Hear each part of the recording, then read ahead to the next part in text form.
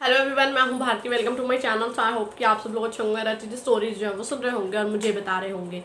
तो आज इस वीडियो में आप लोगों के साथ पॉकेट एफएम की एक नॉवल का जो रिव्यू है वो शेयर करने वाली हूँ। बात की जाए इस नॉवल की, इसे मैंने पिक किया है ट्रेंडिंग नॉवेल्स की लिस्ट से और इसके जो चैप्टर्स हैं वो भी अभी ज़्यादा नहीं है, बहुत कम से ही हैं। और ये कह लो कि ये कुछ ऐसी स्टोरी है जिसमें आप लोगों को ना मतलब एक कॉन्ट्रैक्ट बेस्ड स्टोरी देखने को मिलेगी, या फिर ये कह लो कि हमारे हीरो को बस एक बेबी चाहिए, वो भी अपनी प्रॉपर्टी, वो वारिस वाला सीन बस उस चीज़ के लिए। ठीक है, तो ऐसी स्टोरी हमने पहले भी सुनी है और उसके फिर बाद में क्या कॉन्सिक्वेंसेज होते हैं ये आप लोगों को भी बहुत अच्छे से पता है और मुझे भी बहुत अच्छे से पता है।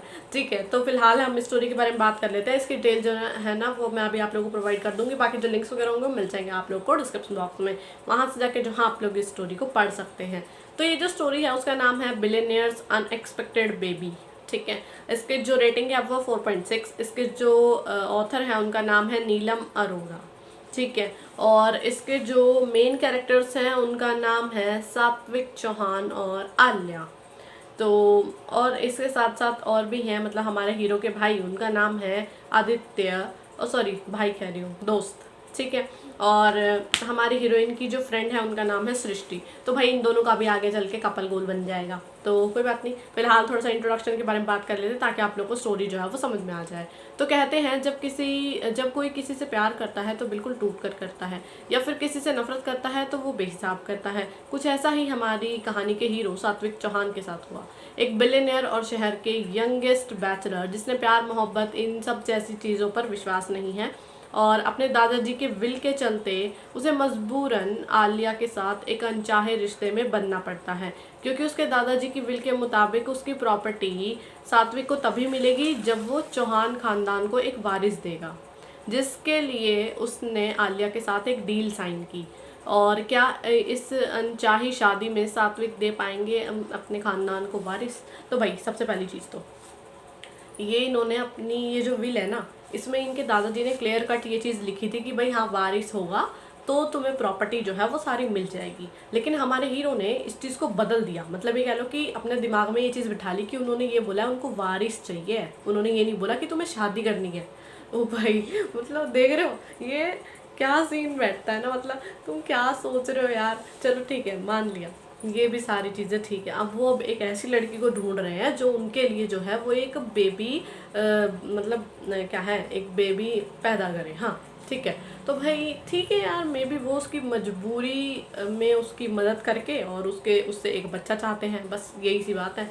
तो चलो ठीक है, वो चाहते हैं तो हो सकता है। लेकिन कहानी में ट्विस्ट तब आता है जब वो लड़की जो है वो इनको इनकी टक्कर की मिल जाती है, और तो और वो इनके जो कॉन्ट्रैक्ट है इस चीज़ का उसमें चेंजेस भी करवा देती हैं, और तो और अपनी बात कहने में कॉन्फिडेंट और सक्षम भी हैं। तो भाई चलो कोई बात नहीं, पहली लड़की उनसे ऐसी टकराई है जो कि उनकी मदद भी करना चाहती है, लेकिन अपने भी उसके कुछ उसूल हैं।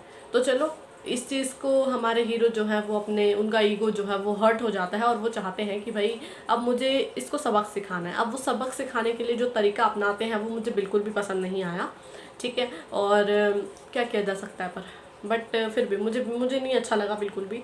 और उसके बाद एक चीज़ और होती है जो कि अनएक्सपेक्टेड थी, वो ये कि हमारे हीरो जो हैं वो हमारे हीरोइन को पसंद करने लग जाते हैं, लेकिन वो ये चाहते हैं कि मतलब मुझे शादी भी ना करनी पड़े लेकिन वो मेरे साथ रहे भी। तो यार ये चीज़ें तो पॉसिबल नहीं होती हैं। तो जो उनका पास्ट एक्सपीरियंस था ना वो ख़राब था, इस वजह से उन्हें किसी रिश्ते पर, किसी इंसान पर, या फिर ये कह लो किसी लड़की पर भरोसा नहीं है। अब उसका कारण क्या है? उसका कारण है उनकी माँ। ठीक है, अब उनकी माँ ने ऐसा क्या किया और क्या हुआ उनकी माँ के साथ, ये सब कुछ देखो बाद की कहानी है। मतलब आगे चल के जब पता चलेगा, कभी पास्ट रिवील होगा, तब जाके चीज़ें जो है वो समझ में आएंगी आप लोगों की बेसिकली उनका सीन क्या है। तो वो छोड़ देते हैं, मुझे पता है कि भाई क्या हुआ था और क्या नहीं हुआ था, लेकिन आप लोग खुद पढ़ोगे तो ज़्यादा सही रहेगा। ठीक है, तो इस चीज़ को अभी साइड में रख देते हैं, इस वजह से उन्हें बिलीव नहीं है और बस वो प्रॉपर्टी अपने हाथ से नहीं जाने देना चाहते। इस वजह से जो है उनकी मुलाकात हमारी हीरोइन से होती है, क्योंकि उन्हें भी अपने ऑर्फनेज को बचाना था, जिसके लिए वो आदित्य से जिसके लिए वो हमारे हीरो से जो है यानी कि सात्विक से हेल्प मांगती है, और हमारे हीरो हेल्प के बदले में उनसे भी हेल्प चाहते हैं। ठीक है, तो हमारी हीरोइन जो है वो उनको सजेस्ट करती हैं कि IVF के थ्रू जो है वो प्रेग्नेंट होना चाहती हैं, लेकिन हमारे हीरो को ये चीज़ खटकती है। अब चलो ठीक है, क्या किया जा सकता है। अब वो इस चीज़ को मतलब ये कह लो कि अपने मतलब एक फेक, ये कह लो कि ट्रीटमेंट जो है वो उनको आईवीएफ का दिलवाते हैं, लेकिन ताकि जो है उन्हें लगे, मतलब एक ये प्रॉपर सेटअप था। तो मुझे ऐसा लगता है ये हुआ एक बहुत बड़ा खिलवाड़, ठीक है, जो कि एक पॉजिटिव मैसेज तो कहीं से भी नहीं देता। और अगर कल को तुम दोनों एक रिलेशनशिप में आ जाते हो तो भी इसके जो बाद में कॉन्सिक्वेंसेज होंगे वो बहुत बेकार होंगे, ठीक है। मतलब कल को उस लड़की को पता चलेगा कि तुमने ऐसा किया तो उसके ऊपर क्या बीतेगी। और सबसे बड़ी चीज़, जो तुम्हारे साथ हुआ, मान लो तुम्हारे को धोखा मिला या जो भी कुछ हुआ, वही चीज़ तुम भी तो रिपीट कर रहे हो ना किसी के साथ। तो ये चीज़ तो मुझे कहीं से भी ठीक नहीं लगती है, ये मेरा अपना पर्सनल मानना है। क्योंकि भाई इन सब चीज़ों को देख के बहुत सारी चीज़ें जो है वो खुद में भी चेंजेस आते हैं और इम्पैक्ट भी पड़ता है। तो ये एक पॉजिटिव नहीं बल्कि एक नेगेटिव चीज़ थी, ठीक है। तो इन सब चीज़ों को भी अगर छोड़ दें तो दूसरी चीज़ ये आ जाती है कि वो बोलते हैं उनको कि मतलब अपने साथ रखने के लिए वो अलग अलग तरीके अपनाने को तैयार हैं, जो कि बिल्कुल सही नहीं है।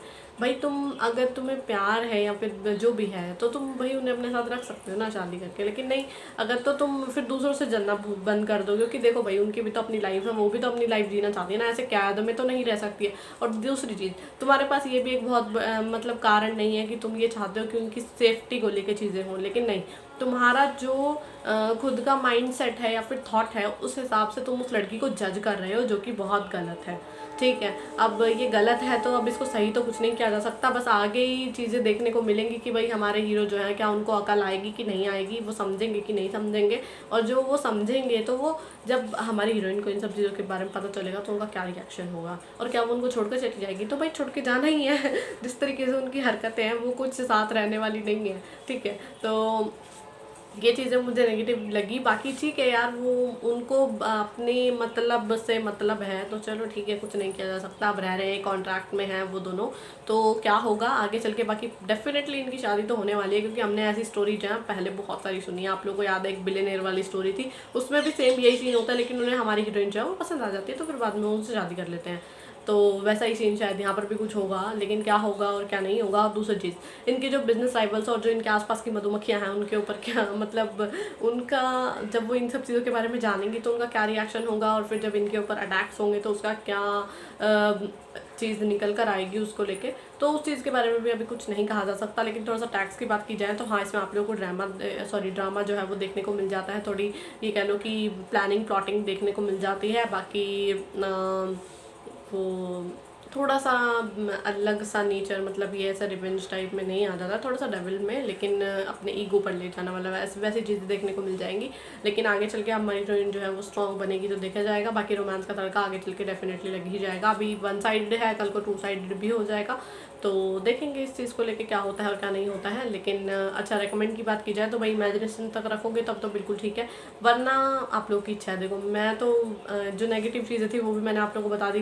बाकी पॉजिटिव जो था, मतलब कि अगर इमेजिनेशन तक रखते हो तो भाई उस हिसाब से स्टोरी ठीक है, कोई प्रॉब्लम नहीं है स्टोरी में। लेकिन फिर भी मैं रेकमेंड करूँगी कि अब 25 हो तभी जाके स्टोरी को जो है वो पढ़ना, ठीक है। बाकी मर्जी है आप लोगों की, हर कोई जाके पढ़ सकता है, इतनी ज़्यादा इमोशनल भी नहीं है। लेकिन जब आप लोग देखोगे कि वो किस तरीके से उनके दिमाग के साथ खेल रहे हैं और जो वो उनके साथ चीज़ें कर रहे हैं वो शायद आप लोग को इफ़ेक्ट कर सकती हैं, इस वजह से मैं मना कर रही हूँ। बाकी देख लेना आप लोग, अगर आप लोगों को ठीक लगता है, बहुत ज़्यादा इमोशनल हो तो बिल्कुल भी मत जाके इसको पढ़ना, ठीक है। लिंक मिल जाएगा आप लोग को डिस्क्रिप्शन बॉक्स में। और इमेजिनेशन तक रखिएगा, ये एक स्ट्रिक्ट ये कह लो मेरा ऑर्डर है, ठीक है, आप लोगों के लिए। तो मैं उम्मीद कर रही हूँ कि आप लोग को मेरी वीडियो और मेरे रिव्यू जो है हिस्टोरिकल को पसंद आएगा। तो अगर आप लोगों को मेरी वीडियो पसंद आती है तो वीडियो को लाइक करना, चैनल को सब्सक्राइब करना बिल्कुल भी ना भूलिएगा। और अगर आप लोग चाहते हैं आपकी फेवरेट स्टोरी नॉवल बुक है फिर आपका मैं रिव्यू शेयर करूँ तो आप लोग मुझे कमेंट करके बता सकते हैं, जितनी जल्दी हो सकेगा मैं वीडियो लेकर हाजिर हो जाऊँगी। बाकी इसका लिंक मिल जाएगा आप लोगों को डिस्क्रिप्शन बॉक्स में, वहाँ से जाकर जो है आप लोग इस नॉवल को पढ़ सकते हैं। बाकी जब तक नेक्स्ट वीडियो आती है तब तक के लिए बाय और thank you for watching my video.